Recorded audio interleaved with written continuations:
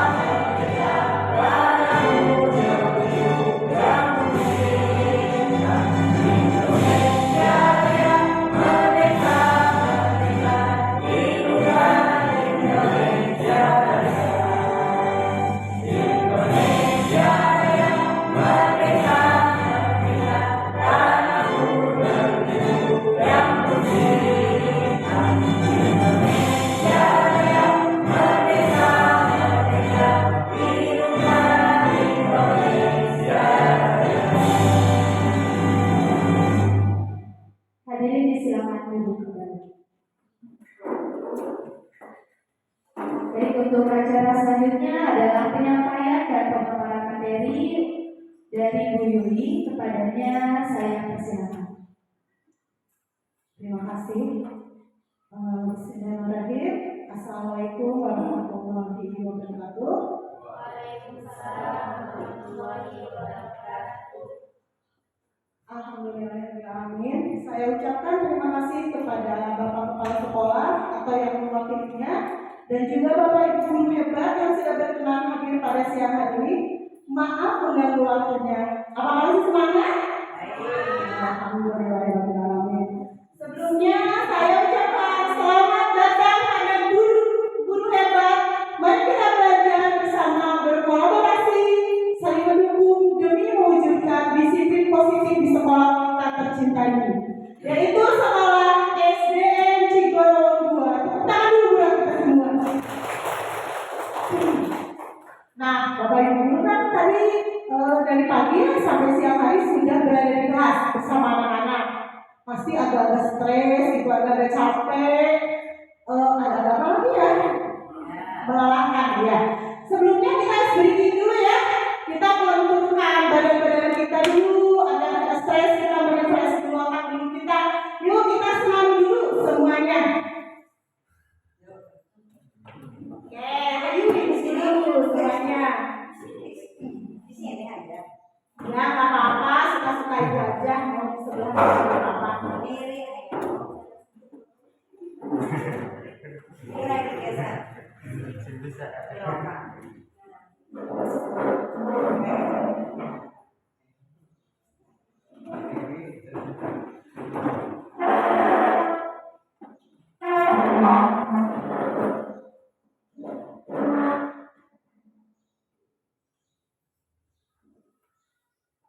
Kepada Bapak Guru Olahraga, apakah berkenan memimpin?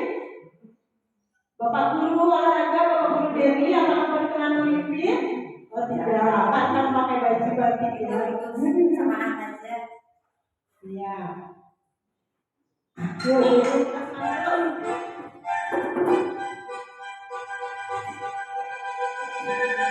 Five, four, three, two.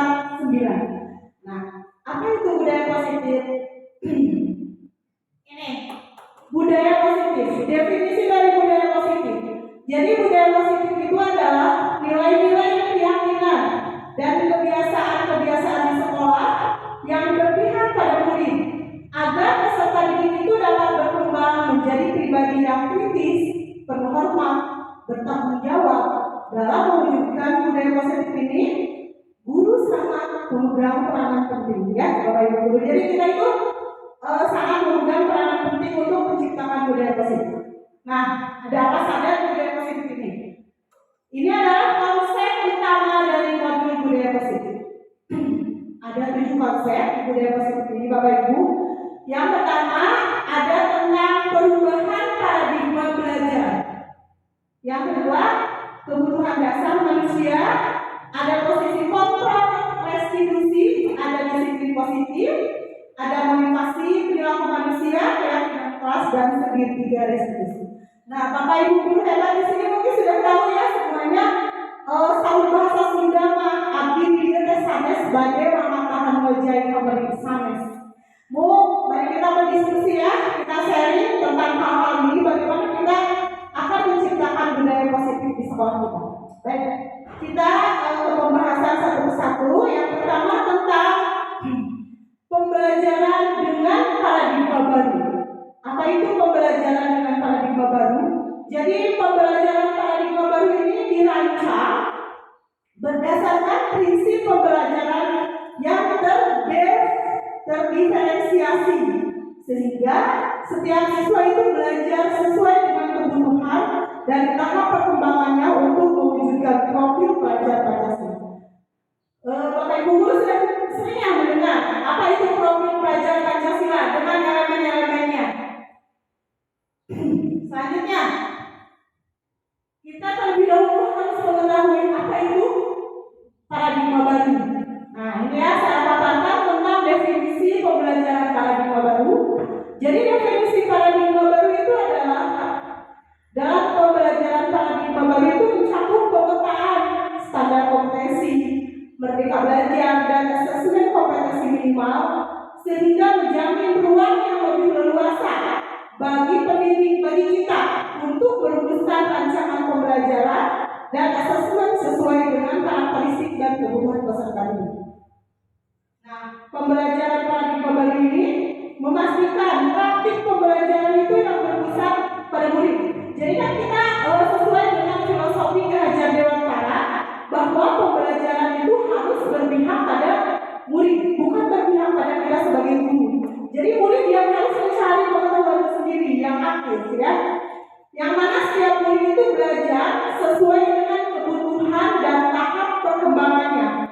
Pembelajaran ini dilakukan melalui kegiatan pembelajaran baik di dalam kelas atau biasa disebut intrakurikuler atau yang ada di luar kelas yaitu ekstrakurikuler. Nah, ini ada prinsip-prinsip. Baik Bu Neni, silahkan masuk. Ada 5 prinsip tentang pembelajaran paradigma baru. Prinsip yang pertama itu, jadi pembelajaran paradigma baru ini dirancang dengan mempertimbangkan tahap perkembangan dan tingkat pencapaian peserta didik saat ini. Nah, seperti sekolah kan ada tahapannya, ada usia PAUD, ada usia TK, usia SD, SMP, dan juga SMA. Nah, dengan pembelajaran paradigma baru ini akan sesuai dengan tahapan perkembangan anak. Tidak misalkan kita mengajar SD, kita kan ibu guru SD, pembelajarannya tahapan perkembangannya disesuaikan dengan SMA, itu kan tidak sesuai. Jadi harus dengan sesuai tahapan perkembangannya. Serta mencerminkan karakteristik dan perkembangan yang beragam sehingga pembelajaran menjadi bermakna dan menyenangkan. Prinsip yang kedua dari pembelajaran paradigma baru itu adalah pembelajaran itu dirancang dan dilaksanakan untuk membangun kapasitas untuk menjadi pembelajar sepanjang hayat. Apa itu pembelajar sepanjang hayat? Jangan kita ya sebagai ibu-ibu yang sudah tua-tua ini jangan berhenti belajar. Nah, jadi dari pembelajaran paradigma baru itu kita menanamkan kepada anak untuk terus mau belajar. Jangan berhenti, sekarang keluar dari SD berhenti sampai di situ. Tidak.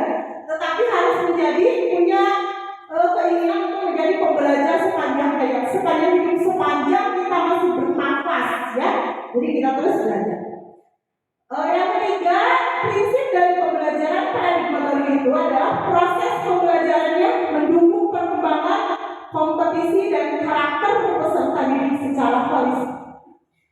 Nah, yang keempat, pembelajarannya itu relevan ya, yaitu pembelajaran yang dirancang sesuai dengan konteks lingkungan dan budaya peserta didik serta melibatkan orang tua dan masyarakat sebagai mitra. Seperti kita ya di SDN Cigoro ini. Nah, budaya sama budayanya itu lingkungannya itu apa? Kita sesuaikan. Jadi pembelajarannya itu disesuaikan dengan keadaan lingkungan dan kita juga harus berkolaborasi dengan orang tua, dengan masyarakat. Untuk apa? Agar tujuan pendidikannya menjadi berhasil. Yang kelima yaitu pembelajarannya berorientasi pada masa depan yang berkelanjutan. Sampai di sini ya Pak dari PH dulu. Tidak ya Bu, kita lanjutkan.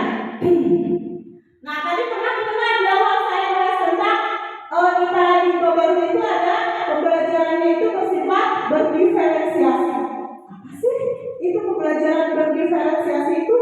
Yaitu pembelajaran yang memberi keleluasaan pada siswa untuk meningkatkan potensi dirinya sendiri sesuai dengan kesiapan belajar, minat, dan profil belajar siswa tersebut. Jadi pembelajaran berdiferensiasi tidak hanya berfokus pada produk pembelajaran, tapi juga fokus pada proses belajar.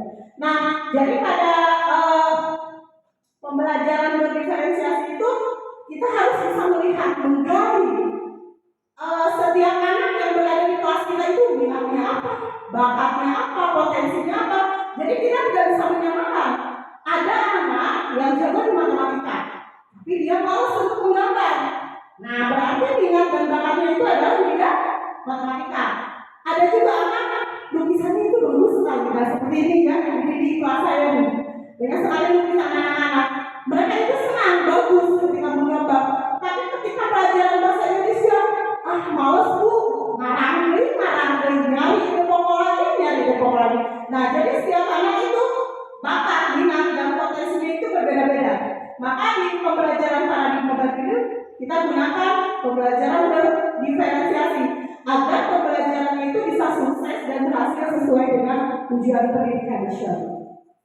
Oke, selanjutnya, nah ini ya, ada konsep dari pembelajaran berdiferensiasi.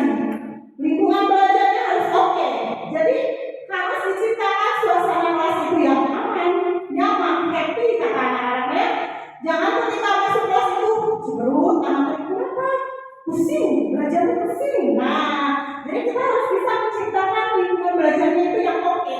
Jangan yang bikin anak mumet, bikin anak bete, bikin anak gak semangat. Tapi harus menciptakan suasana belajar yang aman, nyaman, dan bikin happy ya. Kurikulumnya juga berkualitas. Nah, kurikulumnya kenapa berkualitas? Karena disesuaikan dengan minat, bakat, dan potensi anak. Selanjutnya, asesmennya berkelanjutan. Prinsip selanjutnya, pengajarannya responsif dan kepemimpinan berintegritas. Ya, selamat datang buat Ibu Leni, silakan. Nah, selanjutnya dari konsep budaya positif itu adalah disiplin positif. Apa sih disiplin?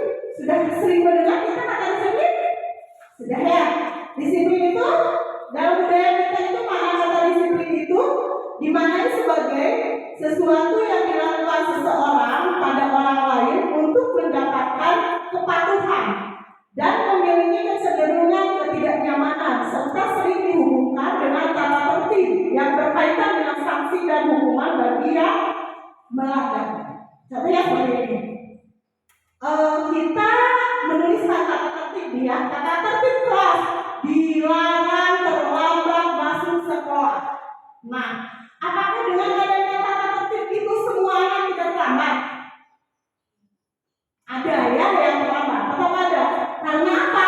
Karena itu hanya berupa peraturan dan peraturan itu membuat siswa tertekan, membuat siswa sudah mau ngapain. Jadi bukan dia keinginannya bukan mau terlambat besok pesawat tidak boleh terlambat. Nah, tidak boleh terlambatnya itu karena dia terikat dengan sebuah aturan sehingga dia takut dihukum. Kalau aku terlambat, nanti aku diberdirikan di depan kelas. Atau aku terlambat, aku akan dilarang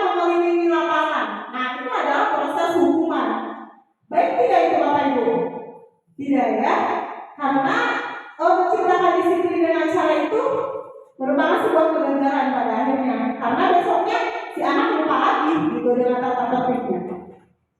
Makanya kita sebagai pendidik, kita harus menciptakan anak-anak yang memiliki disiplin diri sehingga mereka bisa bertanggung jawab terhadap apa yang dilakukannya. Karena mereka mendasarkan tindakan mereka pada nilai-nilai kebajikan yang universal.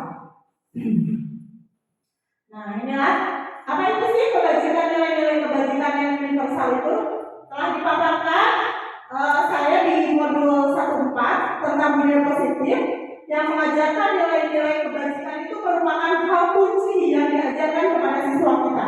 Menurut Gianni Gosen dalam bukunya tahun 1998 berpendapat bahwa kita ingin menumbuhkan motivasi intrinsik dari dalam diri seseorang, maka tumbuhkanlah pemahaman terhadap nilai-nilai kebajikan universal.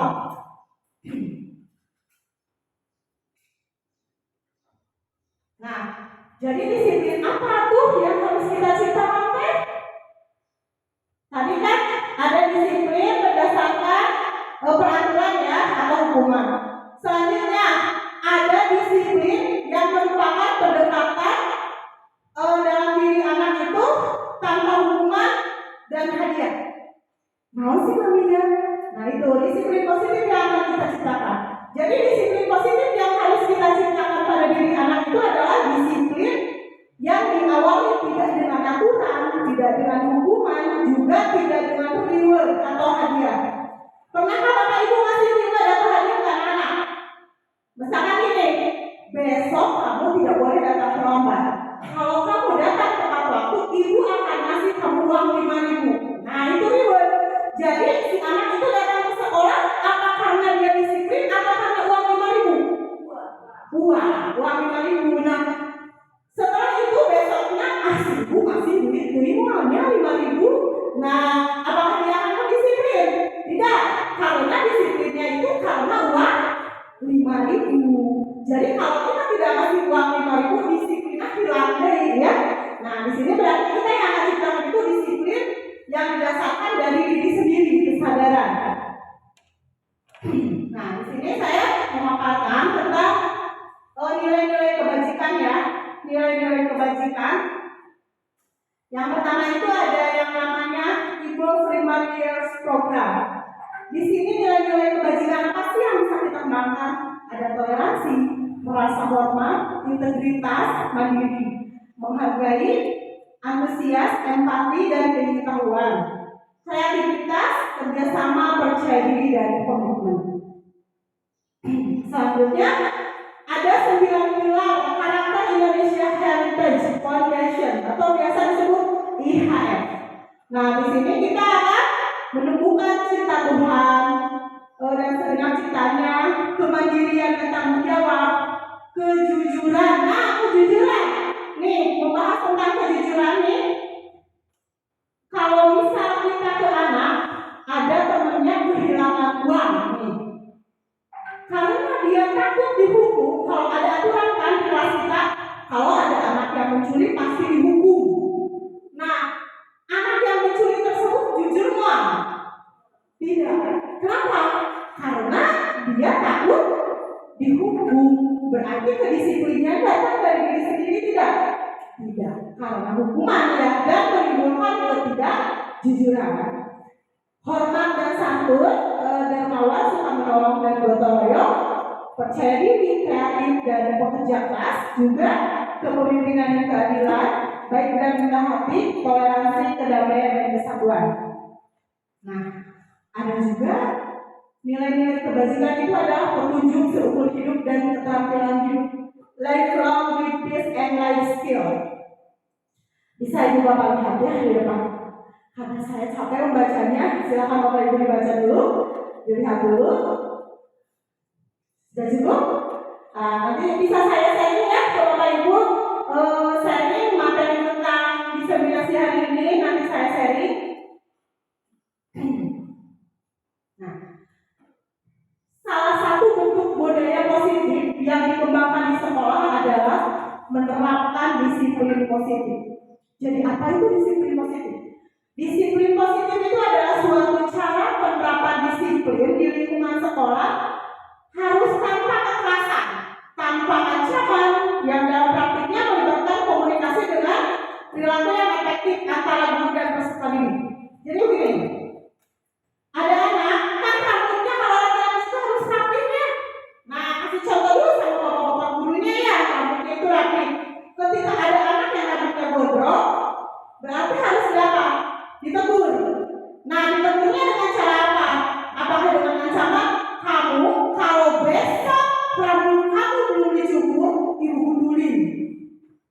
itu sebuah ancaman? Ancaman. Iya. Apakah bisa menimbulkan disiplin positif? Tidak ya Bapak Ibu. Dengan ancaman itu tidak akan menimbulkan disiplin positif. Pun dengan kekerasan. Ibu kesegagan. Tiap hari kamu bohong aja gondrong. Besoknya tetap dia gondrong. Akhirnya apa? Kita yang sampai kita yang dongkol ya. Jadi memang ancaman dan kekerasan itu tidak akan menimbulkan disiplin positif. Dengan penerapan disiplin positif ini diharapkan akan menumbuhkan kesadaran tentang kedisiplinan serta memberdayakan peserta didik untuk melakukan suatu tanpa ancaman, hukuman maupun penghargaan. Jadi tujuan dari disiplin positif ini, anak itu bisa berdisiplin, meyakini nilai-nilai kebajikan universal, menjalankan kebajikan universal, tapi tanpa kita hukum, tanpa kita ancam, tanpa kita kekerasan. Dari mana datangnya? Dari diri sendiri, atas dasar kesadaran diri sendiri. Oh, saya punya kewajiban untuk datang sekolah tidak terlambat. Bukan karena hukum, bukan kenapa, tapi atas kesadaran. Oh, saya ini sebagai siswa, penampilan saya itu harus rapi, baju saya harus lengkap, harus rapi. Nah, itu atas kesadaran diri sendiri yang kita harapkan itu seperti itu ya. Nah, dalam penerapan disiplin positif ini, peserta didik diajarkan untuk memahami konsekuensi dari perilaku mereka. Selain itu, disiplin positif juga mengajarkan peserta didik untuk bertanggung jawab serta memiliki rasa hormat dalam berinteraksi dengan lingkungan. Baik, sampai ternyata ya, Bapak Ibu. Kita lanjut ke konsep budaya positif yang selanjutnya, kebutuhan dasar manusia. Nah, saya mau tanya, ibu-ibu punya kebutuhan tidak? Punya. Bapak-bapak punya kebutuhan? Punya. Nah, tidak perlu disebutkannya kebutuhannya apa? Butuh shopping ya ibu ya, butuh shopping, butuh check out ya, butuh apa lagi? Refreshing, butuh apa lagi bu? Jalan-jalan, butuh bakso. Nah, itu adalah kebutuhan-kebutuhan. Tapi di sini ada yang namanya kebutuhan dasar manusia. Ini yang merupakan kebutuhan dasar manusia. Yang pertama ada yang namanya bertahan hidup. Kumaha bertahan hidup. Berarti kita itu harus mempertahankan hidup kita. Kumaha caranya orang mempertahankan hidup kita. Nah, yang kedua ada kita itu butuh kasih sayang. Jelas ibu? Beras, kita pengen diberikan kasih sayang ya. Baik dibeli dengan uang rupiah yang berlembar-lembar dan banyak, sangat ini ya, kasih sayang dan rasa diterima. Jadi kita punya kebutuhan rasa diterima. Ada kebutuhan penguasaan, kebebasan juga kesenangan. Baik, kita bahas satu-satu ya bu. Ibu sudah bosan belum ini? Semoga tidak ya, karena di sini masih banyak yang akan saya sharing, yang akan saya sharing. Kita diskusikan, bukan sharing, kita diskusikan. Yang pertama ada kebutuhan dasar manusia. Ini definisinya dulu ya. Jadi kebutuhan dasar manusia itu adalah unsur-unsur yang dibutuhkan oleh manusia dalam mempertahankan keseimbangan fisiologis maupun psikologis. Seperti tadi, ibu butuh makan, itu adalah untuk fisik kita ya. Ibu butuh kasih sayang, itu buat psikologisnya ya. Baik, nah yang pertama itu adalah kebutuhan untuk bertahan hidup. Apa itu kebutuhan bertahan hidup? Jadi kebutuhan bertahan hidup itu merupakan kebutuhan yang bersifat fisiologis untuk bertahan hidup. Misalnya, kita butuh sehat tidak? Sehat. Ketika sakit gigi enak nggak Bu Evi? Enggak. Ibu sakit kepala enak enggak? Enggak. Jadi benar kita itu membutuhkan kesehatan. Makanan, kita butuh makan? Butuh ya, tadi pagi-pagi ibu udah bocoran dulu ya. Nah, berarti kita itu memang benar membutuhkan itu yang namanya makanan. Pakaian. Nah, kita semua butuh pakaian. Bayangkan kalau kita semua tidak mempunyai pakaian, maka seperti apa? Akan seperti manusia di zaman purba yang dulu ya, akan menjadi manusia primitif gitu. Juga kita membutuhkan rumah, rumah ya, tempat kita pulang, tempat kita tidur. Kalau kita tidak ada rumah, berarti kita ya seperti zaman purba, jadi manusia yang nomaden ya, berpindah tempat. Iya, kita tidur malam ini di bawah pohon beringin besok di kolong jembatan, besok di masjid.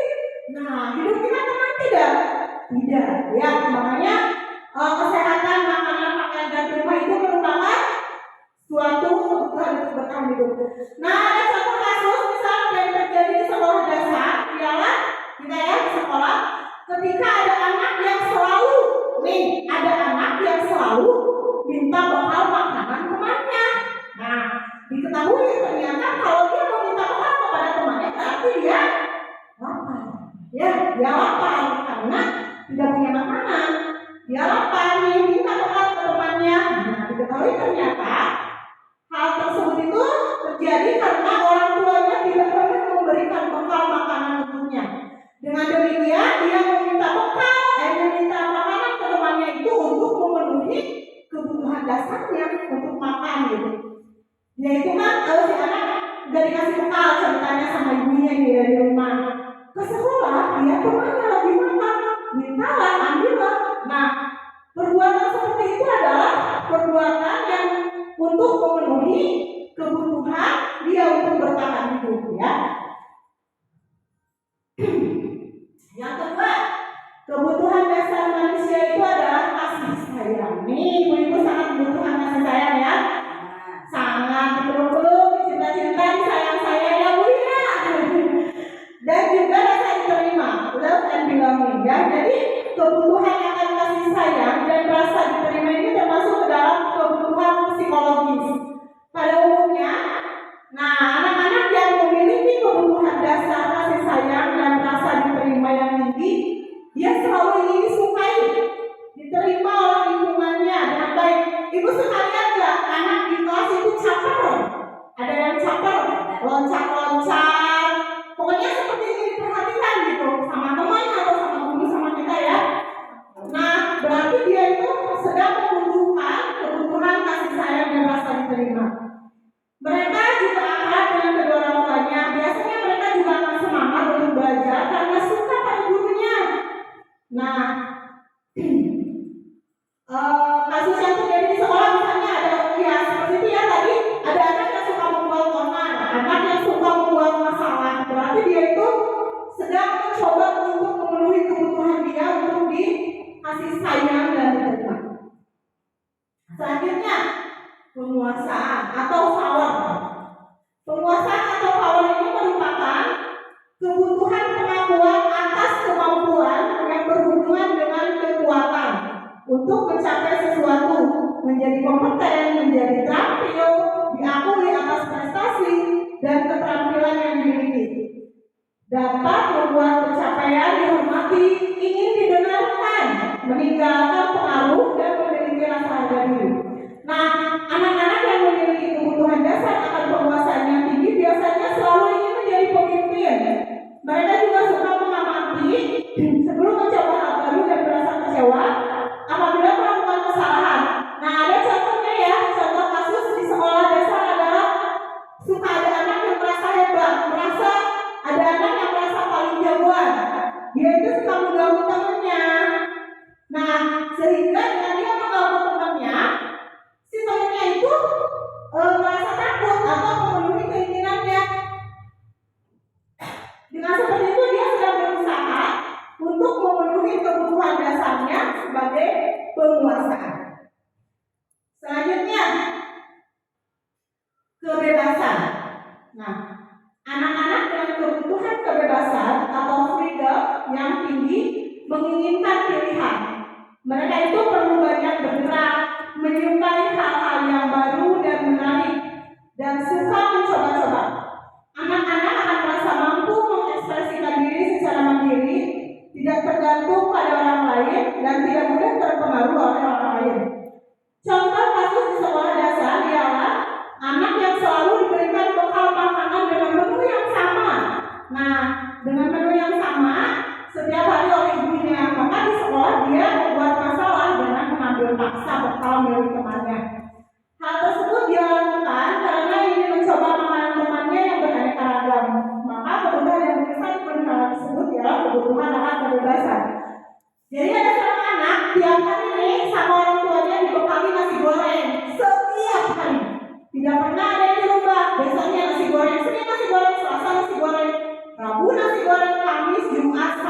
selalu nasi goreng.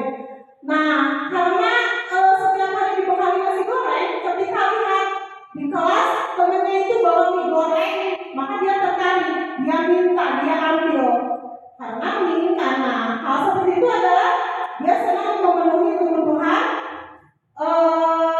untuk kebebasan. Bapak Ibu mantu sangat berat ya, karena biasanya jam segini Ibu dan Bapak itu harus sudah beristirahat ya. Sekarang jadi terganggu karena harus kita diskusi dan berbagi. Terima kasih ya Bapak Ibu karena kesediaannya untuk terus duduk di sini. Kebutuhan selanjutnya yang harus dipenuhi itu adalah kesenangan. Siapa sih yang harus senang-senang? Anak-anak? Ibu-ibu? Atau kita juga perlu senang-senang? Ya Ibu, Ibu suka senang-senang? Butuh senang-senang? Butuh ya. Jadi kesenangan itu adalah hal fun ya, adalah kebutuhan untuk mencari kesenangan. Ibu paling suka bermain? Suka. Ibu suka tertawa? Suka. Apalagi ketika melihat hal lucu ya. Jadi tertawa dan bermain itu adalah merupakan kebutuhan. Bayangkan Ibu 1 minggu tidak pernah tertawa, jamedut, kayak orang sakit dia berarti nggak bisa tertawa itu. Apa yang Ibu Bapak rasakan? Mengapa Ibu tidak bisa tertawa? Pertama, mungkin karena banyak pikiran, bete, boring, dan sebagainya, perasaan kesal, perasaan kecewa. Nah, dalam 1 minggu ya, Ibu, kita tidak bisa tertawa, kita tidak bisa bahagia bagaimana? Pusing ya Bu ya. Nah, jadi tertawa ini adalah kesenangan merupakan kebutuhan dasar. Bermain juga sama ya, bermain itu. Bayangin Ibu setiap hari itu kita kerja. Nah, jadi untuk memenuhi bermain itu kita bisa nggak di sekolah? Bisa. Kita ke sekolah bersama anak-anak bisa bermain sambil belajar, bisa tertawa ya Ibu. Jadi kalau kita ngajar itu jangan terlalu serius ya Bu ya. Tertawa bermain bersama anak-anak. Ya, anak-anak dengan kebutuhan dasar kesenangan yang tinggi biasanya ingin menikmati apa yang mereka lakukan. Mereka juga bisa berkonsentrasi tinggi saat mengerjakan hal yang disenangi. Mereka suka permainan, mengoleksi barang, suka bergurau. Kalian suka bergurau, Ibu? Suka bergurau, melucu juga. Biasanya itu kayak Bu Epi ya, kayak Bu Epi itu orangnya menggemaskan gitu, tapi kelucuan gitu ya Bu Epi itu. Nah, jadi membuat saya senang dan bahagia setiap hari ketika melihat Bu Epi karena menggemaskan, lucu gitu. Kalau dulu itu menggemaskannya karena Bumil ada ya Bumil ya Bu ya, jadi gemes saya gitu ya Bumil. Nah, contoh kasus di sekolah ya, ketika ada anak yang senang mengganggu temannya, anak tersebut merasa jika ekspresi teman saat kesal itu terlihat lucu, maka yang berusaha dipenuhinya adalah kebutuhan dan kesenangan. Nah, kalau sekolah itu kita suka lihatnya anak-anak jahilin temannya, gimana gitu. Terus kan si anak ngomong, bu si A begini begitu. Jadi si anak yang sedang berusaha memenuhi kebutuhan kesenangannya itu merasa senang ketika lihat temannya kesal, temannya dia jahilin itu senang gitu. Nah, karena kesenangan itu merupakan kebutuhan dasar manusia. Sampai di sini Bapak Ibu, apa kita break dulu? Sebentar ya, kita break dulu sebentar.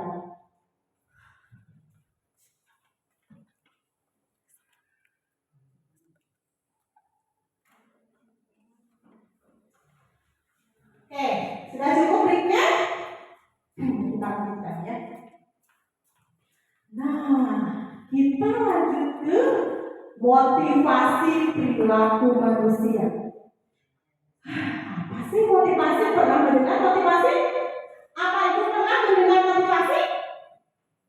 Iya, pernah pasti ya. Semua orang pernah mendengar apa itu motivasi. Menurut Ibu, apa motivasi itu Bu? Motivasi itu apa? Coba, siapa ya? Apa? Motivasi itu yang mensupport ya, memberikan dorongan. Nah, Ibu butuh motivasi tidak? Butuh. Ketika Ibu mau mengajar ke sekolah, mau berangkat ke sekolah, dan suami di rumah itu marah-marah tidak mengizinkan, bagaimana perasaan Ibu?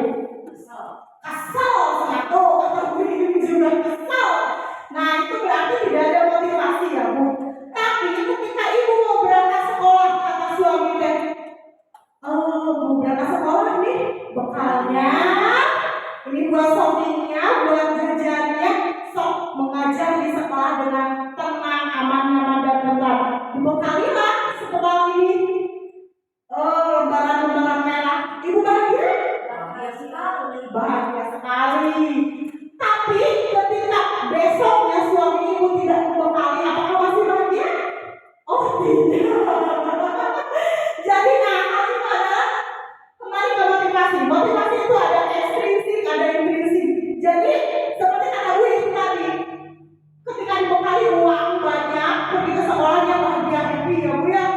Nah Ibu punya motivasi, dan motivasi itu karena apa Bu? Dibekali uang kan. Nah besoknya tidak dibekali uang, jadi tidak semangat dia. Jadi motivasi itu ada ekstrinsik, ada intrinsik, ada dorongan yang berasal dari luar, dan ada juga yang berasal dari diri sendiri ya. Jadi motivasi itu merupakan dorongan yang timbul pada diri seseorang secara sadar. Kita kadang sadar atau tidak sadar bahwa itu adalah sebuah motivasi untuk melakukan suatu tindakan dengan tujuan tertentu. Nah, seperti kita kenal ya anak-anak kita di sekolah, anak-anak itu punya motivasi untuk datang ke sekolah tepat waktu.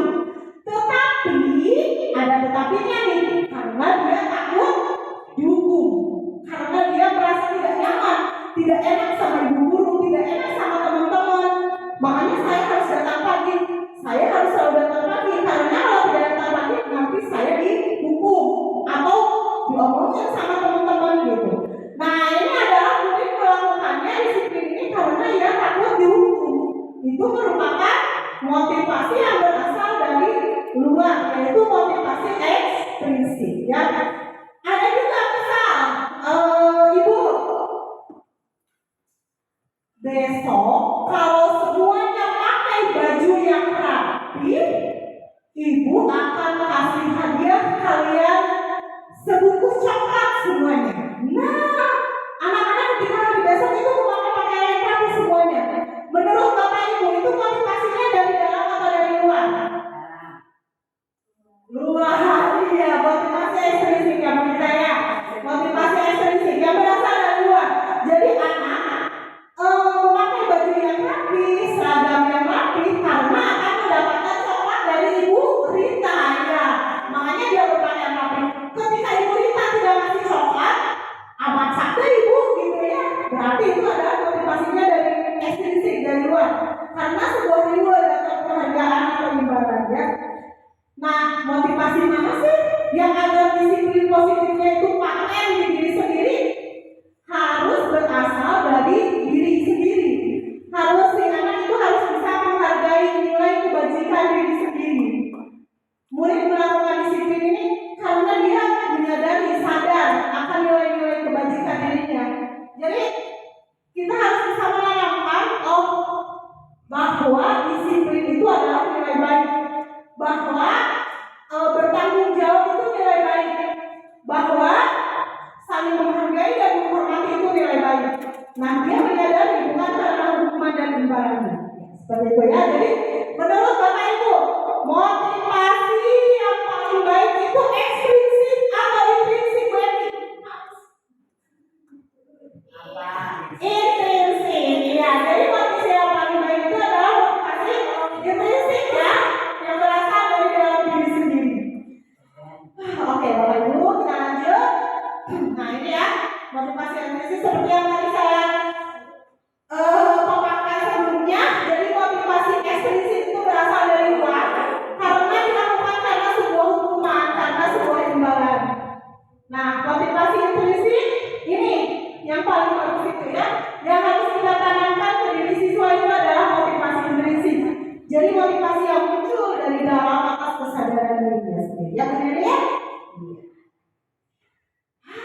Ada apa sih ini? Konsep disiplin dengan identitas gagal. Nah, disiplinnya itu akan menjadi gagal gitu apabila konsep yang digunakan ini. Sebentar saya izin dulu ya Bu. Sepertinya saya tenggorokannya keterusan sebentar.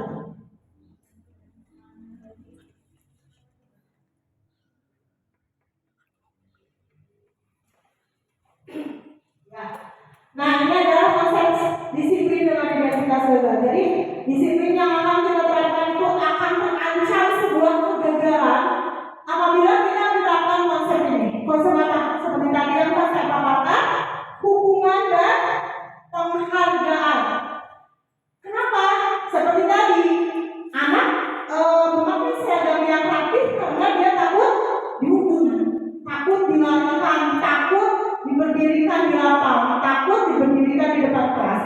Atau seperti tadi, anak-anak datang tepat waktu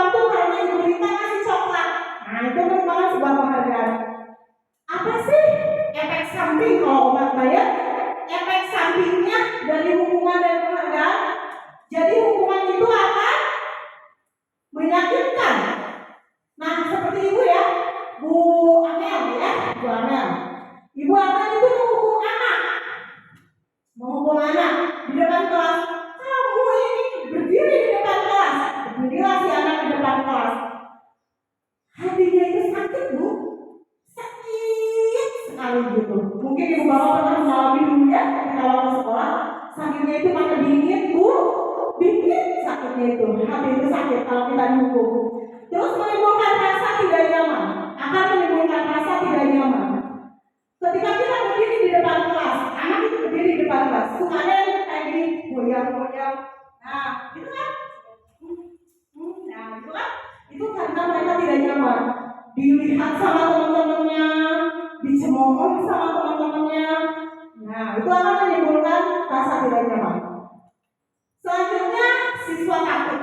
Suka ada ketika kita sudah menghukum anak, besoknya dia tidak masuk sekolah. Karena apa? Karena dia takut. Besok dihukum lagi karena kemarin punya rasa tidak nyaman, sakit hati, takut. Nah, efek selanjutnya itu memaksa. Kesannya itu kita memaksa ya. Kamu sok ayo lari 10 putaran karena kamu tidak pakai sepatu ke sekolah. Kita paksa anak untuk lari, padahal mungkin kondisi badannya itu lagi sakit, lagi nggak fit. Akan akibatnya apa nantinya? Sakit beneran ya, jatuh. Nah, selanjutnya boleh menyembunyikan kesalahan. Seperti tadi kan, kembali ke nilai kebajikan kejujuran. Ada anak yang mencuri uang di kelas, anak yang mencuri uang di kelas. Terus kita kan sudah buat peraturan nih, barang siapa yang mencuri, maka dia harus membersihkan WC, misalkan ya. Nah, dengan hukuman, apakah anak akan mengakui ketika kita tanya, misalkan Abram ya, Abram, kamu benar mengambil uang si Dodi? Oh tidak Bu, saya tidak ngambil. Dijamin. Ditanya seperti itu nggak bakalan mengakui. Karena apa? Dia tahu setelah dia jujur, dia akan dihukum. Nah, jadi iya, baik juga gitu kan. Terus murid juga menjadi rendah diri. Setelah dia ketahuan, lari di lapangan, berdiri di depan kelas, berdiri di depan lapang, membersihkan WC, dia rendah diri, sudah tidak pede lagi, amblas gitu ya. Kepercayaan dirinya itu amblas karena malu sama teman-temannya. Selanjutnya penghargaan. Nah, penghargaan ini efektif tidak? Seperti tadi berita. Setiap anak barang siapa yang datang ke sekolah tepat waktu, maka Ibu Rita akan menghadiahkan coklat. Hari Senin, wah benar-benar anak itu pagi-pagi datangnya karena Ibu Rita sudah menunggu di depan kelas. Yang datang tepat waktu, coklat. Hari Selasanya Ibu Rita itu tidak kasih penghargaan, maka hari Rabunya semua anak kesiangan. Nah, sudah datang tepat waktu juga ada berita nggak kasih coklat lagi, gitu kan? Jadi tidak efektif sekali itu ya. Ketika kita mendisiplinkan anak dengan penghargaan, berusaha hubungan Bu, nih kayak bapak dan ibu dengan suami. Karena seseorang yang lain atau ketiga bisa merusak hubungan. Ini juga sama ya. Misalkan si A ini mendapatkan hadiah atau reward dari Bu Neni. Si A mendapat reward dan hadiah dari Bu Neni. Nah, si B ini enggak. Maka si B akan menimbulkan rasa iri. Nah, si ibu tadi kasih hadiah ternyata si A mumput. Nah, itu menimbulkan rasa iri. Akhirnya kan antara si A dan si B itu clash ya, si anak itu. Nah, itu ya, jadi tidak baik. Mematikan kreatif, ya, mematikan kreatif. Jadi anak tidak akan punya ide sendiri, karena dia berlaku disiplin positif atau melakukan kebaikan apapun hanya demi sebuah penghargaan, bukan kesadaran dirinya sendiri. Nah, ini menghukum sistem ranking, konsep yang sangat klasikal dan masih berbudaya ya Bu ya. Kembalikan kita bahwa anak itu mempunyai minat, bakat, dan potensi sendiri-sendiri. Tidak ada anak yang tidak baik, tidak ada anak yang tidak berpotensi. Semuanya berpotensi, mempunyai minat dan bakat ya. Tapi nih di kelasku kita ranking 1 sampai sekian. Anak yang ranking 1 berpantas ya, ranking 2, ranking 3. Nah, ini adalah sebenarnya sebuah penghukuman bagi anak. Karena pada dasarnya semua anak itu mempunyai potensi, bakat, dan minat yang harus dikembangkan. Jadi sistem ranking ini tidak efektif sebenarnya ya. Tapi mungkin karena sudah berbudaya. Nah, tapi saya berniatnya udah berinisiatif bahwa untuk semester depan saya tidak akan membutuhkan ini ranking sekian. Nah, karena setelah mempelajari ini menimbulkan disiplin gagal ya, disiplin gagal. Anak itu bisa jalan. Selanjutnya merampas hak menghargai dirinya. Jadi si anak itu tidak bisa menghargai dirinya karena dia melakukan semua hal hanya karena sebuah penghargaan. Bapak Ibu capek ya? Ini ada konsep disiplin dengan identitas sukses. Konsep disiplin gagal ya. Kalau dengan hukuman, dengan penghargaan itu disiplin yang diterapkan itu jadi gagal. Nah sekarang kita bisa sukses dengan apa sih? Di sini ada kita lihat ya, kita bandingkan. Ada yang namanya konsekuensi, ada yang namanya restitusi. Apa sih konsekuensi? Apa sih itu restitusi? Jadi konsekuensi itu kita membuat sebuah aturan di sekolah ya. Di sana dituliskan barang siapa yang tidak mengerjakan PR, maka dia harus mengerjakan PR 10 kali lipat jumlah soal yang seharusnya.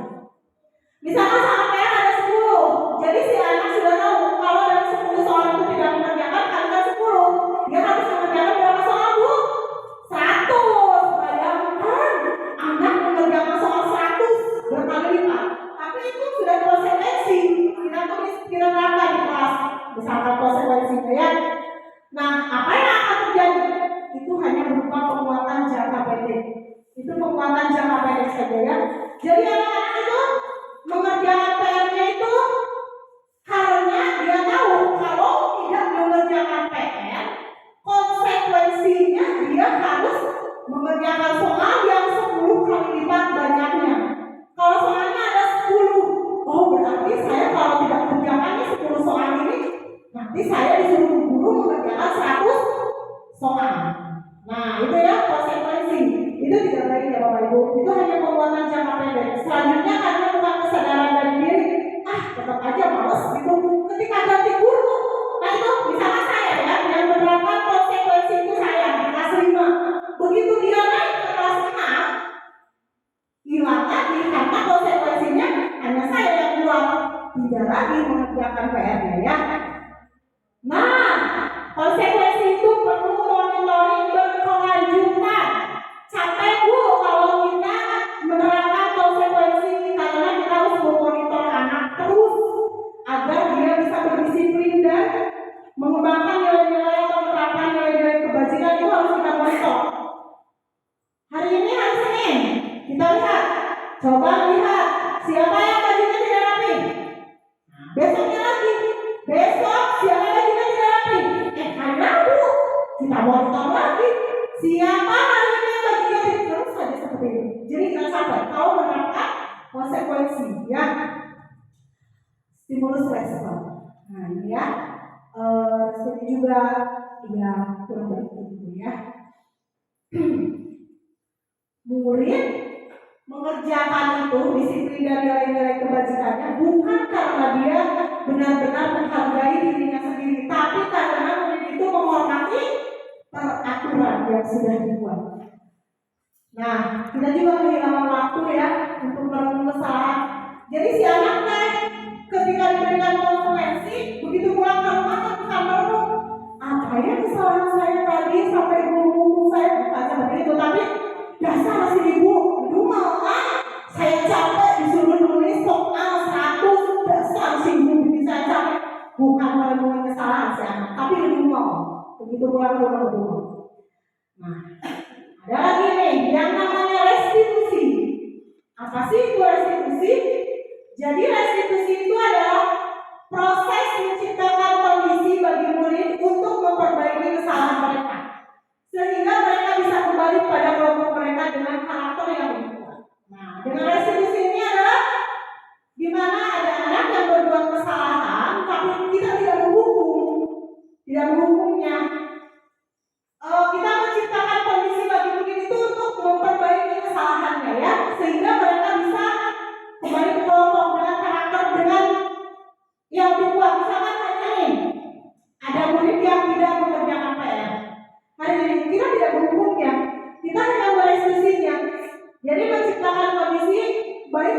ingin menciptakan kondisi baik, nanti kita akan bahas selanjutnya bagaimana sih caranya gitu ya, agar anaknya itu jadi mau tanpa ada paksaan. Kalau misalnya dia dihukum besoknya, yakin dia bakal tidak mengerjakan PR ya. Dan karakter yang kuatnya ini dicetuskan oleh Gassen ya, Gassen pada tahun 2004. Nah, ciri-ciri dari sebuah restitusi itu adalah bukan menebus kesalahan. Jadi seperti tadi, ketika anak tidak mengerjakan soal 10 nomor PR, maka dia harus menebusnya dengan mengerjakan 100 soal. Nah, kalau di restitusi itu tidak. Ibu sudah muap ya. Ternyata hanya saya yang berbicara ini yang gak ngantuk. Semua bapak-bapak dan ibu sudah menguap. Nanti kita agar tidak ngantuk dan tidak menguap harus apa, Bu? Istirahat ya. Tidur Bu. Kita istirahat dulu ya, Bu. Maaf. Jadi dari restitusi itu kita bukan menebus kesalahan, namun belajar dari kesalahan-kesalahannya tersebut. Memperbaiki hubungan, ciri dari restitusi juga bisa memperbaiki hubungan antara guru dengan siswanya. Dan restitusi itu tawaran, ciri-cirinya itu tawaran, bukan paksaan. Restitusi juga menuntut untuk melihat ke dalam diri, mencari kebutuhan dasar yang mendasari tindakan, fokus pada karakter bukan tindakan, juga menguatkan dan fokus pada solusi. Nah, dengan restitusi ini, apabila kita menerapkan restitusi bukan hukuman, bukan konsekuensi, bukan penghargaan, apa sih efek sampingnya? Apa sih yang bakal terjadi gitu? Satu, siswa murid akan bertanggung jawab untuk perilakunya. Dua, fokus pada pembesaran masalah jangka panjang. Tiga, murid menghormati dirinya dan orang lain. Selanjutnya, teori kontrol. Jadi dirinya itu bisa memegang kontrol ya. Terus murid bersemangat memperbaiki. Nah, sekarang saya mau tanya, pemaparan saya sampai di sini antara hukuman, penghargaan, konsekuensi dan restitusi. Manakah yang paling baik kita terapkan? Mana yang paling baik kita terapkan? Iya, restitusi ya. Jadi yang paling baik harus kita terapkan adalah restitusi. Oke, kita semangat ya, ke depannya kita harus menerapkan restitusi. Nah ini ya, perbedaannya apabila kita menghukum, memberikan hukuman, konsekuensi atau restitusi. Kalau kita memberikan hukuman kepada anak, guru menghukum siswa tersebut berdiri di lapang sambil menghormat bendera selama 30 menit karena dia tidak memakai pakaian lengkap. Apakah yakin besoknya dia akan memakai pakaian lengkap? Tidak. Yang ada besoknya dia nggak masuk sekolah karena malu gitu. Terus kalau hukuman itu biasanya guru marah dan murid takut. Ibu pernah nggak ketika ke anak itu bilang gini, kamu ini sudah ibu bilang jangan memakai kerudung warna hijau. Anak takut nggak? Mungkin ibu juga takut kan melihat saya tadi. Ibu juga takut, apalagi anak-anak ya Bu. Jadi hukumannya seperti itu ya. Biasanya guru itu marah. Nah, dengan marah-marah itu hati kita jadi kacau balau Bu, meninggal marah-marah ya. Selanjutnya dengan konsekuensi. Guru itu memberikan konsekuensi untuk mengganti pakaiannya misalkan dan kembali. Mengganti pakaian kembali atau berdiri di depan kelas sama pembelajaran. Nih, misal ada anak nih, hari Senin itu biasanya dia pakai baju merah putih. Tiba-tiba si anak malah pakai baju batik. Lalu kita kasih pilihan, kasih konsekuensi. Kamu mau pulang dulu ganti baju atau kamu mau berdiri selama pembelajaran di kelas? Apakah ada pilihan yang baik? Sedangkan bajunya itu kotor, rumahnya jauh. Apakah ada pilihan? Tidak. Anak malah bingung ya dengan konsekuensi ini. Nah, dengan konsekuensi ini guru tegas dan siswa menghormati peraturan. Jadi si siswa itu disiplinnya itu karena menghormati aturan, ya, bukan karena ingin berdisiplin. Nah, tapi kalau dengan restitusi, nah seperti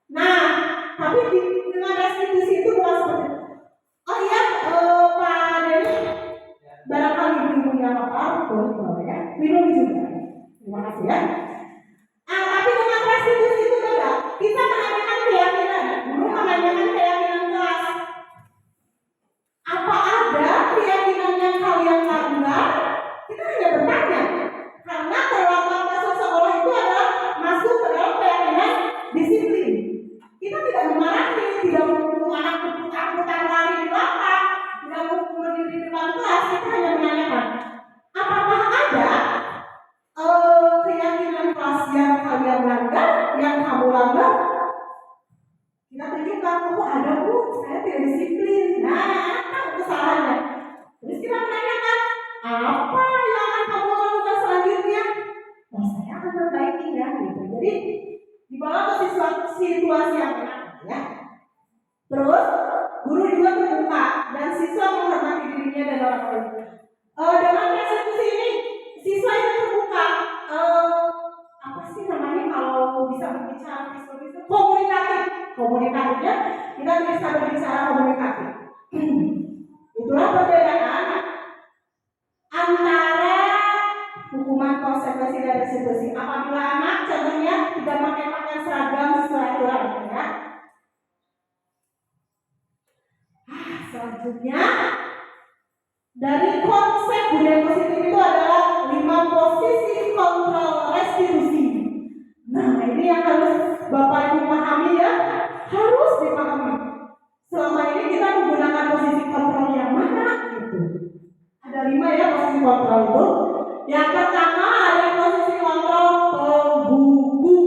Jadi kita itu sebagai hakim, jaksa ya, yang menghukum anak-anak nih. Yang kedua ada posisi kontrol pembuat merasa bersalah.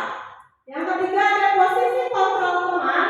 Yang keempat ada posisi kontrol pemantau. Yang kelima ada posisi kontrol manajer. Nah, saya juga bukan kuliah Bu ya. Sebelum saya masuk di dunia CGP, sebelum saya masuk mencari atau menggali ilmu di guru penggerak ini, saya juga belum sampai ke posisi kontrol manager. Mungkin saya pernah menjadi penghukum, mungkin saya pernah menjadi pembuat merasa bersalah, saya juga pernah menjadi teman, pemantau. Nah, kita bahas satu-satu. Si penghukum, penghukumnya tahu ibu. Coba saya mau tanya ke bapak-bapak, penghukum itu apa bapak? Iya, penghukum itu bukan hukumnya, ada jaksa. Jadi guru yang berperan sebagai penghukum akan menggunakan hukuman untuk mengontrol perilaku murid. Hukuman yang diberikan itu bisa berupa hukuman fisik maupun verbal. Contoh dari hukuman fisik misalkan guru menyuruh murid berdiri di tengah lapangan karena tidak mengerjakan tugas atau tidak memakai pakaian seragam yang lengkap. Itu adalah penghukum ya. Jadi si guru ini dihukum, mungkin itu pernah tidak bapak ibu melakukan itu. Ada yang pernah ya Bu. Tidak apa-apa ya Bu ya, karena kita semua pernah berbuat salah ya Bu ya. Apalagi saya juga sama Bu ketika belum tahu ilmunya seperti ini, pernah menjadi penghukum juga. Selanjutnya, pembuat merasa bersalah. Jadi guru merasa anak itu merasa bersalah, tapi dengan merasa bersalah itu bukan berarti dia memperbaiki. Nah, pada posisi ini biasanya guru akan bersuara lebih lembut dan perbuatan rasa bersalah akan menggunakan kemungkinan yang membuat orang lain merasa tidak nyaman bersalah terjadi. Bisa seperti ini. Nah, sudah tahu kan itu salah dan itu membuat ibu sedih, membuat ibu sakit. Ibu tidak mau melihat lagi seperti itu. Jadi suaranya itu lembut, tapi menyakitkan gitu loh. Tidak membuat anak menjadi sadar akan kesalahan. Si anak itu dia bingung, karena dia merasa bersalah. Tapi setelah itu tetap aja diulangi kesalahannya ya. Selanjutnya posisi kontrol sebagai teman. Nah, pada posisi kontrol ini guru tidak akan menyakiti murid, namun akan tetap berupaya mengontrol melalui persuasi. Guru akan bersifat akrab, berkata ramah, dengan gestur merapat pada murid dan tersenyum jenaka.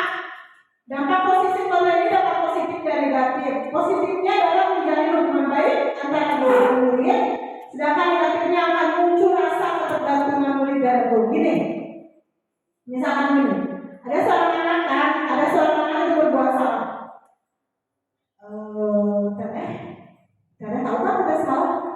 Iya Bu, teteh nanti mah jangan begitu lagi ya. Tapi dengan gestur yang ramah, gitu ya. Iya Bu, nanti saya tidak akan mengulanginya lagi. Nah ternyata dia berdisiplinnya hanya kepada diri saya, tidak dengan kepada guru lain. Ketika gurunya ganti, oh beda lagi gitu. Itu posisi pertama ya. Selanjutnya posisi kontrol yang keempat adalah pemantau. Pemantau itu tukang ngawasi gitu ya. Jadi pantau kayak CCTV. Jadi gurunya itu kayak CCTV terus saya memantau. Nah pada pemantau ini adalah kita mengawasi. Guru bertanggung jawab atas perilaku murid-murid yang diawasi. Guru pemantau berdasarkan peraturan-peraturan dan konsekuensi yang dijalankan. Jadi setiap hari itu kita harus jadi CCTV. Menurut Bapak Ibu capek nggak? Capek. Kita harus terus menjalankan peraturan konsekuensi yang telah disepakati. Nah kita akan capek ya. Kita akan catat. Oh hari ini si Asep itu melakukan kesalahan. Oh besok si Benny melakukan kesalahan ini. Oh si ini. Dan semua itu kita catat pelanggaran-pelanggaran lalu diberikan sebuah sanksi. Ya. Nah ini tidak efektif juga ya Bu ya. Capek gua memang malu jangan pemantau. Oke. Posisi kontrol selanjutnya adalah manajer. Posisi di mana guru melakukan sesuatu bersama murid, mempersilahkan murid, mempertanggungjawabkan perilakunya, mendukung murid agar dapat menemukan solusi atas permasalahan sendiri. Nah, pada posisi ini, murid diajak untuk menganalisis kebutuhan sendiri maupun kebutuhan orang lain. Di sini, penekanan bukan pada kemampuan membuat konsekuensi, namun bagaimana dapat berkolaborasi dengan murid dalam memperbaiki kesalahan yang telah dilakukan. Nah, jadi posisi manajer ini, guru hanya mempersilahkan kepada muridnya untuk mempertanggungjawabkan. Setelah pemaparan, yang kelima posisi kontrol. Jadi yang manakah yang paling baik harus kita terangkan? Posisi apa? Coba kita tengok ke. Posisi apa? Iya. Jadi posisi manajer. Ya, setelah ini Bu Amel terapkan kelas ya. Kita semua ya berkolaborasi ya, menerapkan posisi manajer di kelas. Kita jangan jadi penghukum, membuat merasa bersalah, teman, apalagi jadi pemantau Bu, 20 jam CCTV harus jalan. Saya tak sanggup Bu. Nah ini contoh ya. Contoh penerapan posisi kontrol. Misalkan ada kasus siswa tidak memakai seragam sesuai aturan. Kita sebagai guru penghukum berkata seperti ini, patuhi aturan sekolah, lalu berdiri di depan kelas. Nah itu perkataan seorang penghukum. Kalau perkataan membuat merasa bersalah itu soalnya untuk gabung. Berapa kali Bu Guru harus memberitahu kamu, Bu Guru kecewa sama kamu. Ya betul, tapi sakit kan teh ya? Bu ya, sakit ya Bu ya. Nah, kalau teman, ayolah yang tertib buat Bu Guru bangga. Kali ini tidak apa-apa kamu salah. Itu teman ya. Pemantau, kamu sudah melanggar apa? Kamu sudah melanggar apa peraturan dan konsekuensinya? Nah, jadi anak pasti tahu. Ketika dia melanggar ada konsekuensi. Tetapi kalau manajer, apakah kamu tahu kesalahanmu? Anak pasti menjawab, ya saya tahu. Kira-kira bagaimana kamu akan memperbaiki kesalahan ini? Jadi dibalikan ke anak. Dia yang bertanggung jawab, dia akan melakukan apa untuk memperbaikinya tanpa kita hukum. Anak dengan manajer memang butuh waktu yang lama ya Bu ya. Kita menerapkan posisi manajer ini butuh waktu yang lama untuk bisa menerapkan disiplin positif kepada anak. Selanjutnya, keyakinan kelas. Nah, seperti ini ya, di kelas 5 ini kita sudah membuat keyakinan kelas.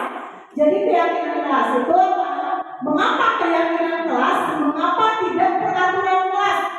Nah, pernah mengapa kita memiliki peraturan tentang penggunaan helm pada saat mengendarai roda 2 atau motor? Kenapa negara kita itu memiliki peraturan seperti itu? Kenapa?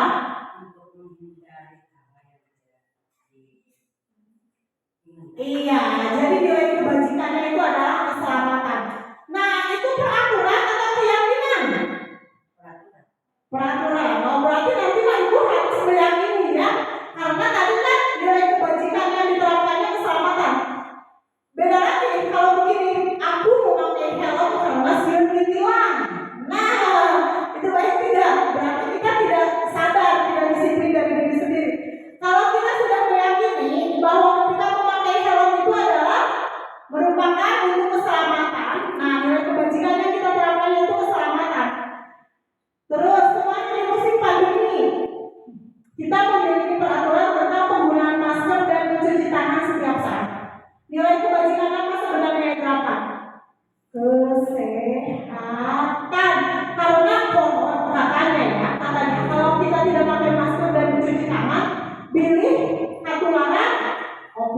sudah gitu ya. Nah sebenarnya itu bukan peraturan, tapi kita harus meyakini nilai kebajikannya itu adalah kesehatan, dan kesehatannya itu adalah mulai diri kita sendiri ya. Nah, mengapa kita harus menyusun keyakinan kelas? Karena setiap perilaku yang kita lakukan di dalam kelas dapat menentukan terciptanya sebuah lingkungan positif. Perilaku warga kelas tersebut menjadi sebuah kebiasaan yang akhirnya membentuk sebuah budaya positif. Untuk terbentuknya budaya positif, maka langkah awal yang dapat dilakukan adalah perlu diciptakan dan disepakati keyakinan atau prinsip dasar bersama di antara para warga kelas dan penyatuan pemikiran untuk mendapatkan nilai-nilai kebajikan seperti sekolah. Kemudian diturunkan di kelas menjadi keyakinan ini ya. Jadi saya seperti ini kelas 5 ya. Ini keyakinan kelas yang saya buat itu bukan yang saya yang buat, tetapi saya bertanya, berkolaborasi, diskusi bersama anak. Apa yang kalian inginkan agar kalian itu di sekolah aman, nyaman, tentram, bisa berdisiplin? Anak-anak itu harus berdoa dan sebelum belajar. Itu berdoa dan sebelum belajar. Bu, jangan terlambat masuk kelas. Bu, harus pakai baju sesuai aturannya, sesuai harinya. Bu, kalau waktunya pakai baju pramuka, di baju pramuka, baju olahraga, ya itu masuk ke dalam disiplin. Terus kata anak-anak, Bu, kalau kayak PR teh belum dikerjakan, kalau ada tugas harus dikerjakan.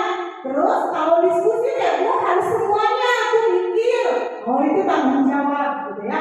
Terus kan suka ada anak di kelas Pak ejek-ejek, misalkan nama ayahnya itu mod ya, si mod, suka ada kan kayak gitu. Nah kita terapkan di sana saling menghormati, termasuk juga saling menghargai. Terus, Bu, dasi itu mas sekali diajarnya saya wae, minta wae. Nah berarti kita terapkan keyakinan kelas semangat belajar. Baik, Bapak Ibu sebenarnya saya ambil dulu.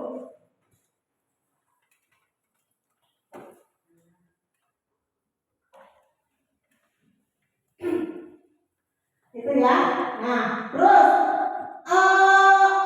satu kelas itu siswa itu diibaratkan sebuah buku ya. Bu Epi, saya tanya, ketika gigi ibu yang sakit, apakah kepalanya sakit? Iya, sakit ya.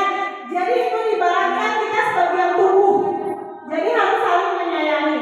Nah, suka ada, Bu, si itu terapinya kurang denda. Nah, kalau dengan denda, udah baik, saya mau membayar denda, gitu kan? Berarti kita ciptakanlah keyakinan kelas untuk menjaga kebersihan. Nah, selanjutnya berkolaborasi dalam kebaikan ya, seperti sedang kerja kelompok diskusi. Terus kita juga harus bahagia selalu ketika berada di sekolah. Udah ya, ini sudah tadi ya.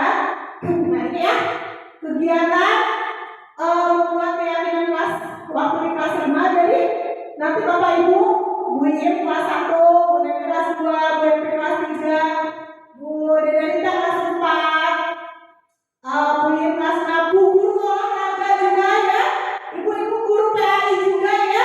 Nah mencobalah ya membuat sebuah keyakinan kelas bersama anak.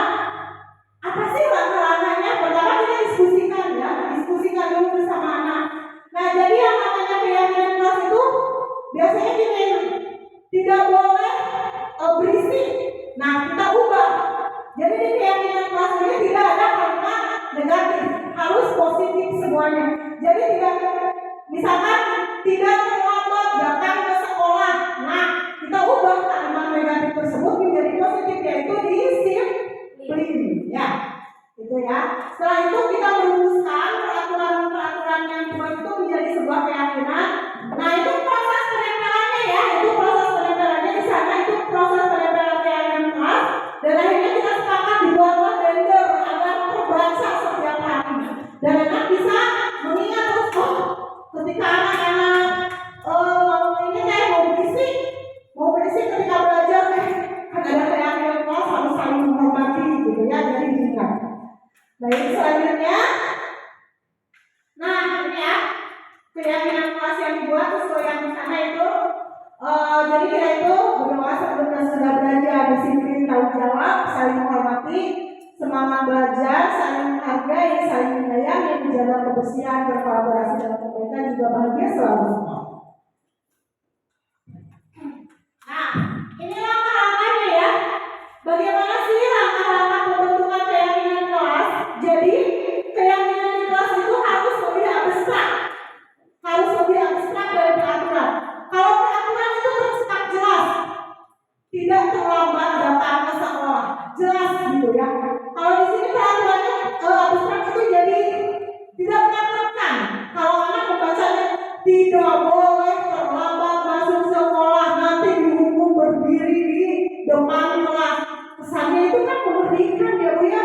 Nah kita buat abstrak, kita buat menyenangkan lah gitu, membacanya itu menyenangkan, menjadi kata disiplin. Nah ya.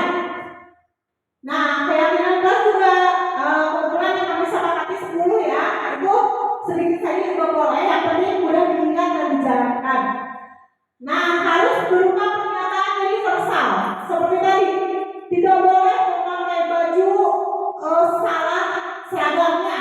Nah, jadi kan harus berupa pernyataan universal, yaitu disiplin ya.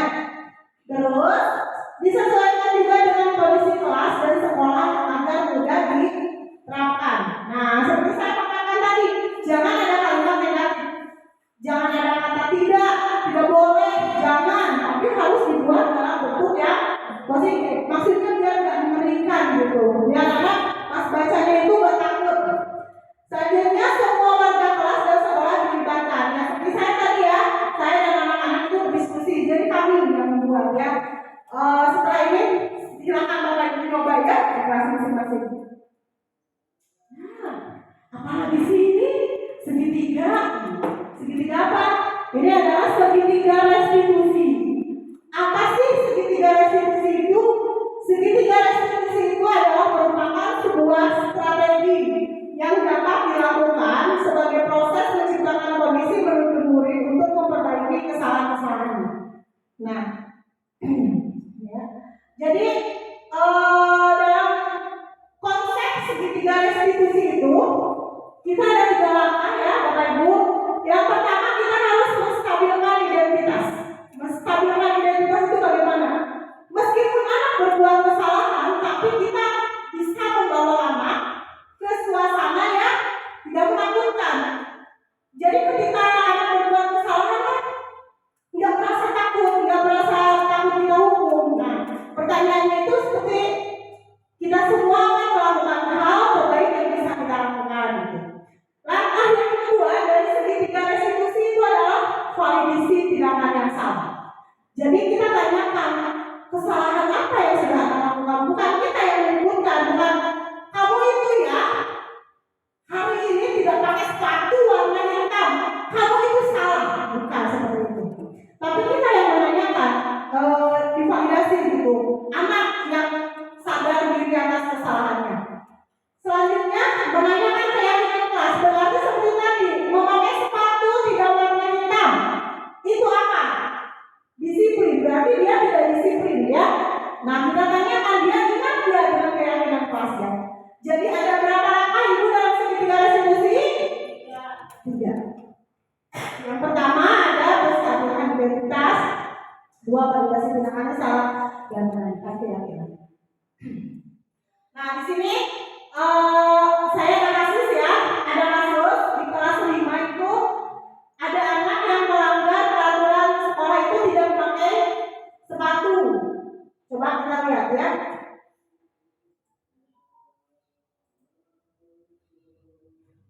Kita lihat ya.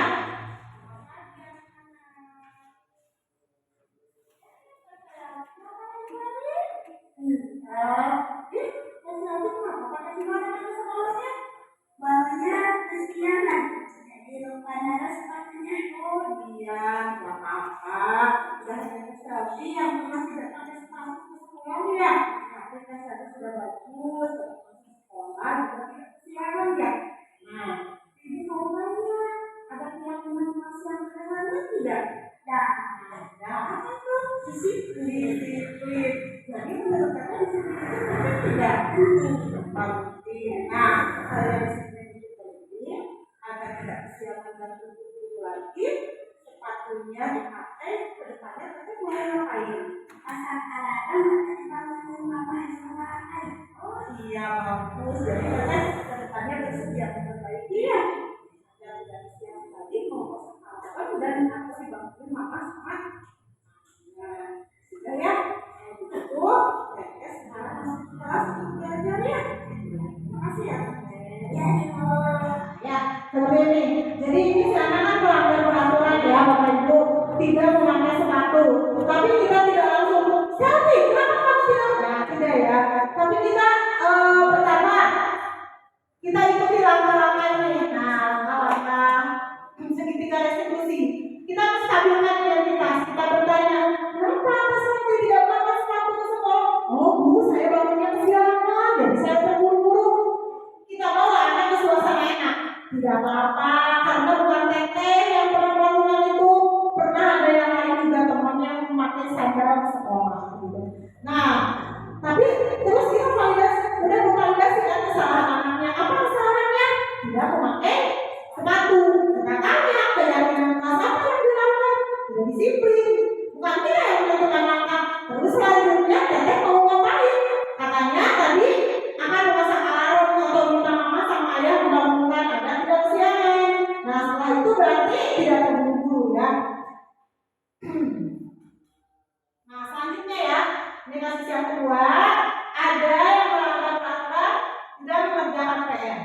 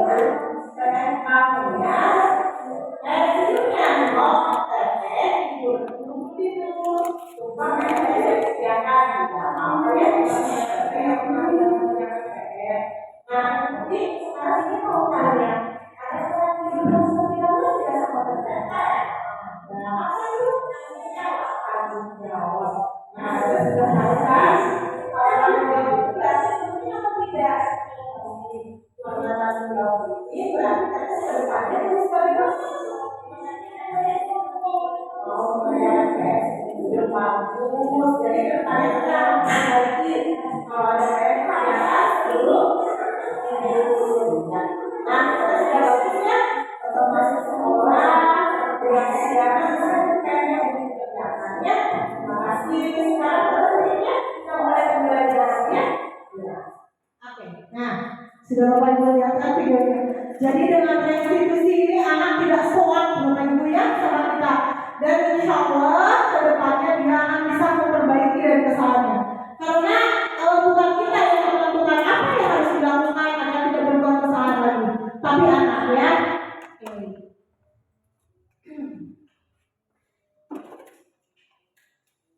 Nah, semoga alhamdulillah ternyata materi yang kita diskusikan hari ini selesai. Untuk kelas hari ini, semoga sesi belajar kita hari ini membawa manfaat sehingga dapat mewujudkan pelajar berprofil Pancasila salam merdeka belajar. Nah, barang siapa belum pernah merasakan pahitnya menuntut ilmu, walau sesaat dia akan menelan hinaan kebodohan sepanjang hidupnya. Dia bisa berangkat ya. Jadi mari Bapak Ibu kita menjadi pembelajar sepanjang hayat ya.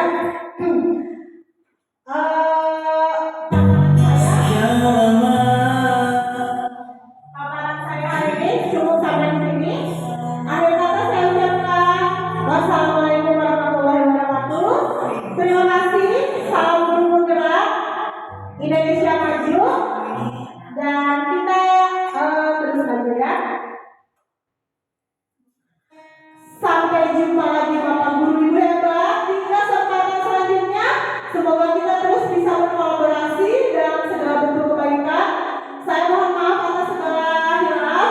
Yang saya sampaikan di sini itu bukan saya merasa paling pintar ya, tapi berdiskusi, berbagi. Saya ucapkan terima kasih atas kehadiran Bapak Ibu. Wassalamualaikum warahmatullahi wabarakatuh. Dan saya memberikan ke moderator.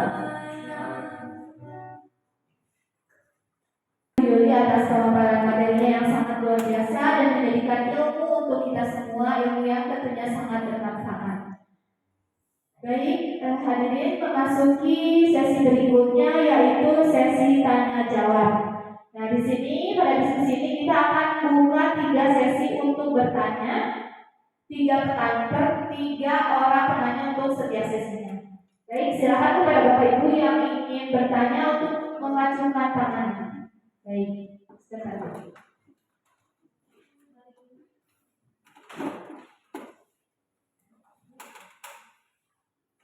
Assalamualaikum warahmatullahi wabarakatuh. Waalaikumsalam warahmatullahi wabarakatuh. Tadi dijelaskan tentang posisi kontrol guru, ada penghukum, pembuat rasa bersalah, teman, pemantau, dan manajemen. Dan yang paling baik itu manajemen. Yang saya akan tanyakan, bagaimanakah cara kita melaksanakannya? Terima kasih.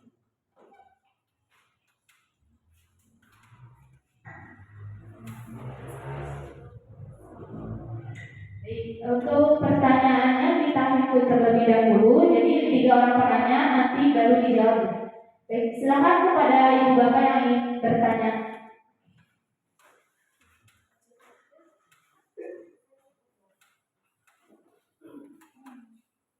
Assalamualaikum warahmatullahi wabarakatuh.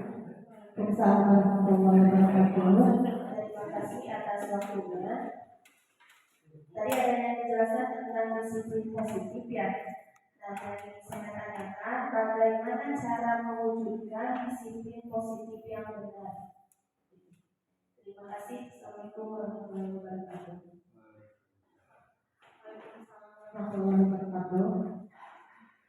Baik, sudah ada 2 orang penanya. Apa ada lagi yang mau bertanya?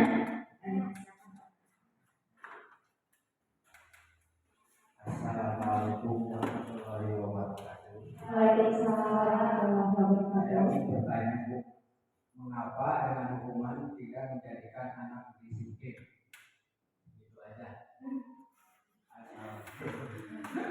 Waalaikumsalam warahmatullahi wabarakatuh. Tadi sudah ada 3 pertanyaan. Saya untuk menjawabnya saya kembalikan kepada Bu Yuli. Pertanyaannya saya persilakan. Terima kasih Ibu Moderator, Bu Rita. Untuk pertanyaan pertama dari Bu Iin, saya lupa lagi pertanyaannya Ibu. Lupa lagi pertanyaannya. Tadi dijelaskan tentang posisi kontrol guru, ada yang membuat rasa bersalah, teman pemantau atau manajemen. Dan yang paling baik itu manajemen. Bagaimana cara kita melaksanakannya? Oh iya. Saya coba jawab ya. Jadi posisi kontrol manajemen itu adalah tadi posisi paling baik. Bagaimana cara menggunakannya? Kembali dengan merestitusi. Jadi restitusi itu tadi kita gunakan segitiga restitusi. Yang menggunakan 3 langkah itu tadi Bu. Pertama apa? Apa berita? Menstabilkan identitas. Yang kedua, validasi tindakan yang salah. Ketiga, keyakinan kelas. Jadi untuk kita bisa maju ke posisi kontrol manajemen, penyelesaiannya itu gunakan segitiga restitusi. Barangkali itu ya Bu. Terima kasih. Pertanyaan yang kedua Ibu menurut saya lupa lagi. Pertanyaannya tentang disiplin positif. Bagaimana cara mewujudkan disiplin positif yang Oh iya. Bagaimana cara mewujudkan disiplin positif? Nah, tadi kan ada 2 motivasi ya. Satu motivasi ekstrinsik, yang kedua motivasi intrinsik. Jadi agar kita bisa mewujudkan disiplin positif, itu harus kita gunakan motivasi yang intrinsik, tidak dengan penghukum. Kalau motivasi ekstrinsik itu kan hukum dalam penghargaan, besoknya dijamin mereka mengulangi kesalahannya. Tapi tidak dengan motivasi intrinsik. Jadi motivasi dari pribadinya sendiri atas segala kesalahannya, sadar dirinya gitu.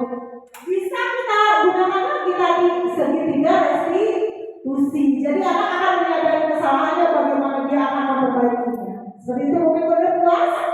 Iya, terima kasih. Pertanyaan yang ketiga saya lupa lagi dari Bapak. Bagaimana Pak pertanyaannya? Mengapa dengan hukuman tidak menjadikan anak disiplin? Oh iya, kenapa tidak hukuman itu dengan menjadikan anak disiplin? Kita pernah menghukum anaknya mendiri, dia itu tidak mengerjakan PR, kita buat dia berdiri di depan kelas.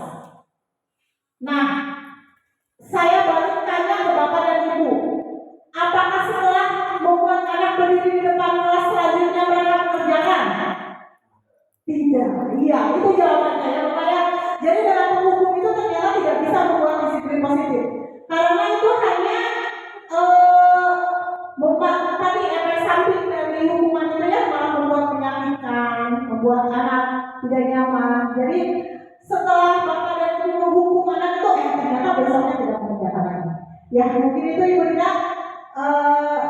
Ada lagi yang bertanya, teman-teman Ibu moderator ya. Baik, kita buka untuk sesi berikutnya, itu sesi kedua. Apakah masih ada yang ingin bertanya? Baik, Bu Eti.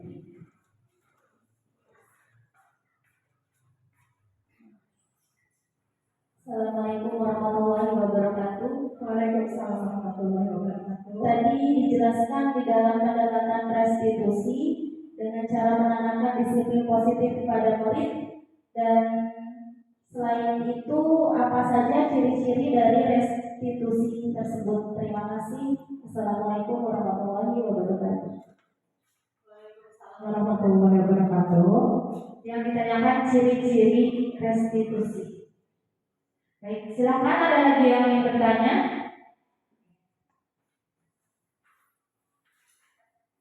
Assalamualaikum warahmatullahi wabarakatuh. Waalaikumsalam warahmatullahi wabarakatuh.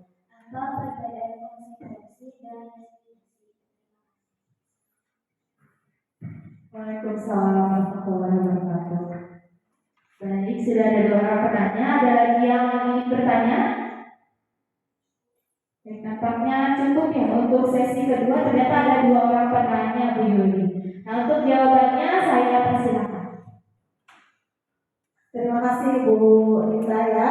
Terima kasih juga kepada rekan-rekan atas responnya ya. Tadi yang ditanyakan Ibu Evelyn itu adalah ciri-ciri, apa sih ciri-ciri dari restitusi? Saya tadi sudah mengatakan ya. Jadi ini ya Bu, ciri-ciri dari restitusi itu satu, bukan menebus kesalahan, namun belajar dari kesalahan. Jadi anak itu kalau misal dia tidak mengerjakan dari 10 nomor, bukan berarti dia harus ditebus dengan mengerjakan 100 nomor, tidak. Tapi dia belajar dari kesalahannya. Oh, apa sih yang sudah kesalahan, apa sih yang sudah saya lakukan gitu, dan meyakini nilai kebajikannya itu apa, ya, kedepannya itu harus melakukan apa gitu.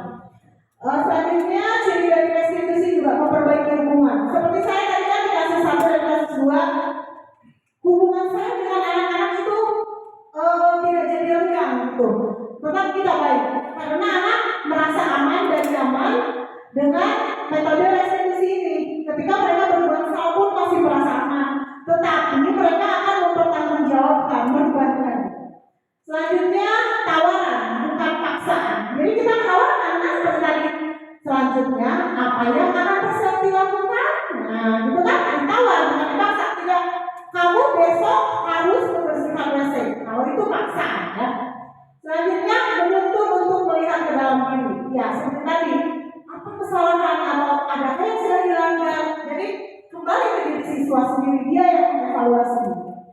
Mencari kebutuhan dasar yang mendasar tindakannya, fokus pada karakter bukan tindakan, juga menguatkan dan fokus pada solusi. Mungkin dari itu puas? Iya, terima kasih. Tadi kan pertanyaan selanjutnya dari Ibu apa ya Ibu? Saya ulang lagi. Oh siap, Ibu ini ya. Mungkin tadi Ibu ada tuntutan gitu ya, tapi tidak apa-apa ya. Nanti saya share lagi atau Ibu mungkin daripada udah capek ya. Ini perbedaan konsekuensi dan restitusi. Kalau konsekuensi itu penguatannya jangka pendek, dia perlu terus dimonitoring dan berkelanjutan. Memerlukan terus stimulus dan respon. Murid juga menghormatinya bukan ke dirinya sendiri, tapi hanya berperaturan. Dan murid juga kehilangan waktu untuk merenungi kesalahan. Tetapi kalau restitusi, murid bertanggung jawab untuk perilakunya, bertanggung jawab dengan perilaku yang dia lakukan. Fokus pada pemecahan masalah jangka panjang. Murid juga menghormati dirinya, bukan menghormati orang lain. Saya menghormati diri saya karena saya berbuat kesalahan, saya wajib bertanggung jawab, saya yang harus memperbaiki. Itu kalau di restitusi. Teori kontrol, jadi anak itu sendiri yang memegang kontrol. Seperti tadi, apa yang akan kamu lakukan selanjutnya? Nah, dia yang memegang kontrol, dia yang akan memperbaikinya, bukan gurunya gitu.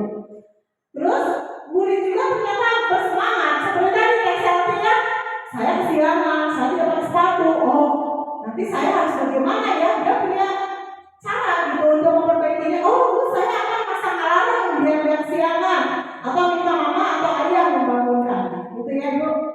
Terima kasih.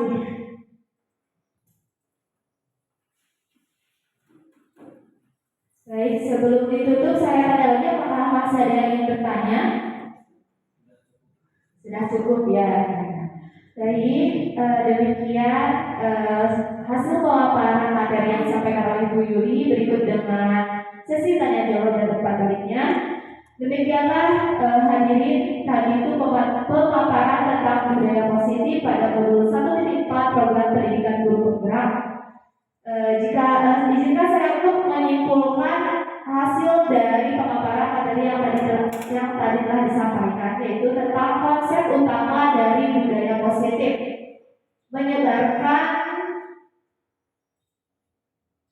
budaya positif ya. Yang pertama itu konsep utamanya itu perubahan paradigma baru, kemudian ada kebutuhan dasar manusia, ada juga posisi kontrol restitusi, adanya disiplin positif, motivasi perilaku manusia, keyakinan kelas, dan segitiga restitusi yang telah tadi disampaikan.